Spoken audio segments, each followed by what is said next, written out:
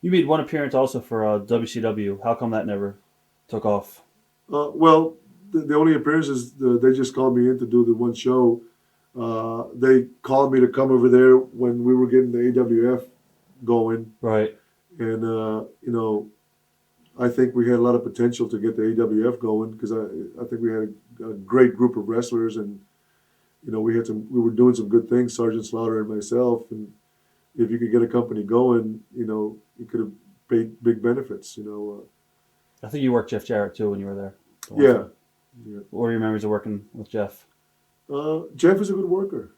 He got pushed like $1 million. I don't think he ever drew any money. Right. I don't think he's got a drawing potential. He doesn't think that. He's Right, always putting himself on top. right. What finally caused you, I guess, to come to the decision to retire?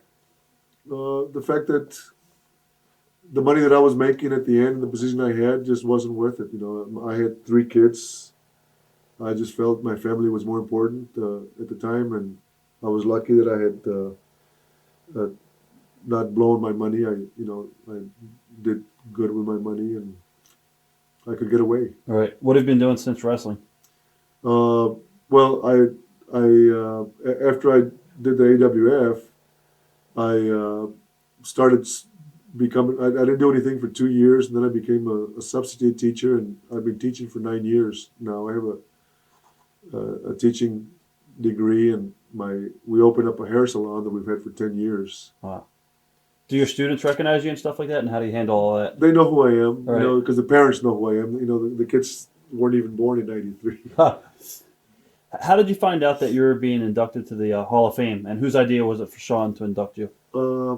It was their idea. I forget. Howard Finkel called me up, and they told me that they were going to induct me into the Hall of Fame, and asked me if I wanted to come.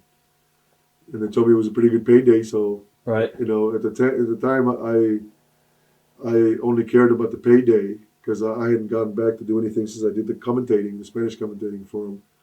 I never realized what an impact it was going to have, and how meaningful it was going to turn out to be. To me, it was. I'm so glad that I did do it. Right. Because it was a lot more than I ever expected. If you could put 5 matches, I guess, in a vault to show your grandkids, what would they be? Which ones would they be? You don't have to do 5, maybe your top 3.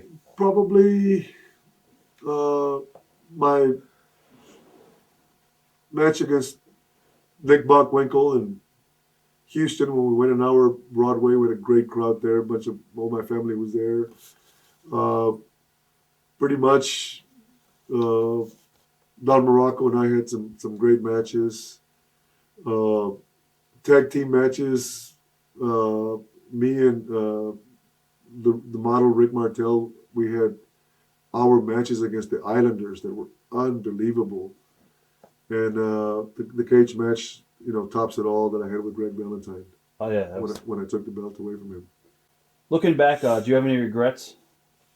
Not at all. I mean, I couldn't have done anything else to have put myself in the position that I'm in now. The business was very good to me. Should I have made a lot more than I did? I think I should have, but could I have made a lot less? Yes, I could have. So I have no regrets. What are the best ribs you've ever seen? Some of the best ribs. I know that the Bulldogs used to rib the Chief's son. He used to go and they pour coffee in his shorts and cut off his shorts, his pants, Right. One leg gone, and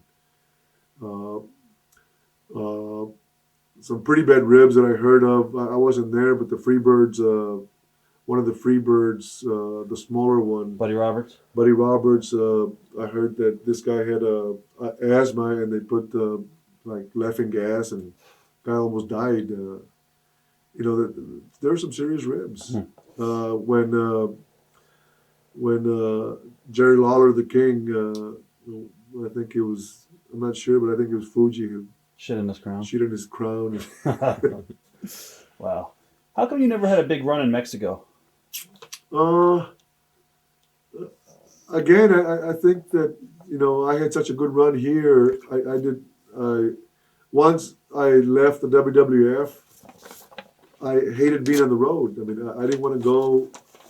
I didn't want to go any. I didn't want to go anywhere where I was going to be gone more than maybe just a weekend. And to wrestle in those territories, they'd want you to stay there for months. And no way that I was going to do that. Any good road stories, I guess, from being in any territory? Oh, God.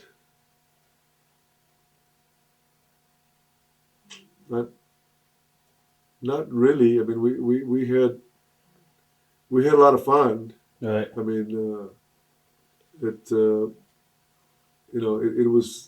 was great. I remember one night, me and Rick Martel wrestled in Saginaw, Michigan, and then we drove back New Year's Eve, and at 12 o'clock when the New Year's came in, him and I were both washing our knee pads at midnight. Huh.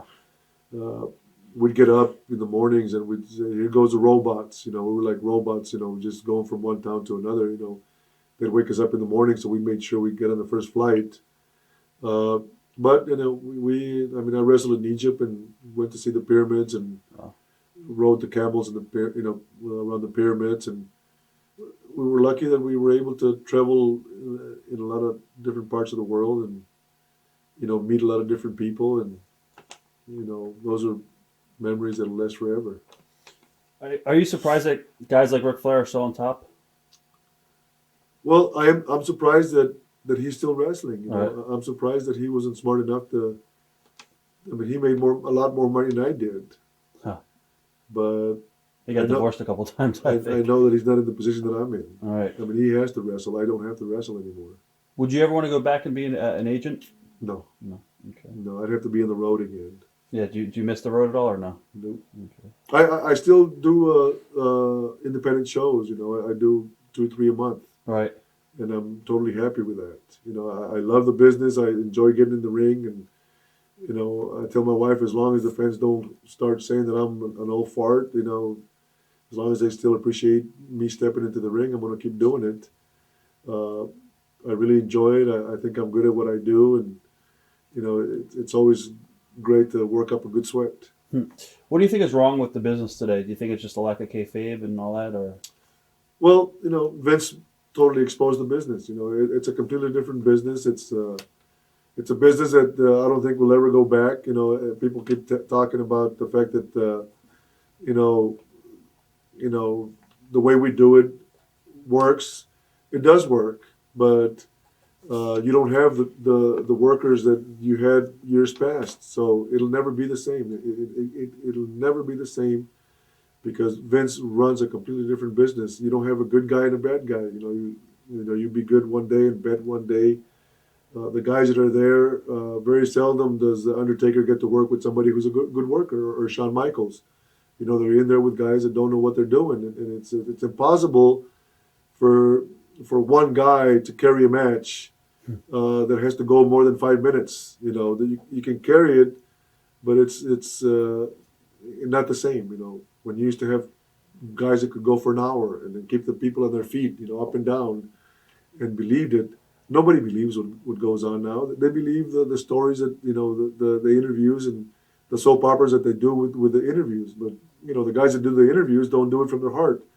Somebody tells them what to say. It's script. I was watching some old house shows from the 80s from, I think it was from MSG, and it's just, the whole work rate back then was so different from today. Oh, yeah. Guys would be in wrestles and the fans were buying it. It was just, to me, I'd rather watch the stuff back from the 80s. It was more exciting and it was wrestling than today's. And it could be done again. But, Vince doesn't want that. You got to retrain the whole. Everything is real fast. They have a 2-hour show. Maybe you have 30 minutes of wrestling and an hour and 10 minutes of interviews. Yeah. Is there anybody that you never got a chance to work that you've always wanted to work? No, pretty much I worked against everybody that was around at the time. Right. I guess in closing, is there anything you want to say to your fans that you never had a chance to say to before?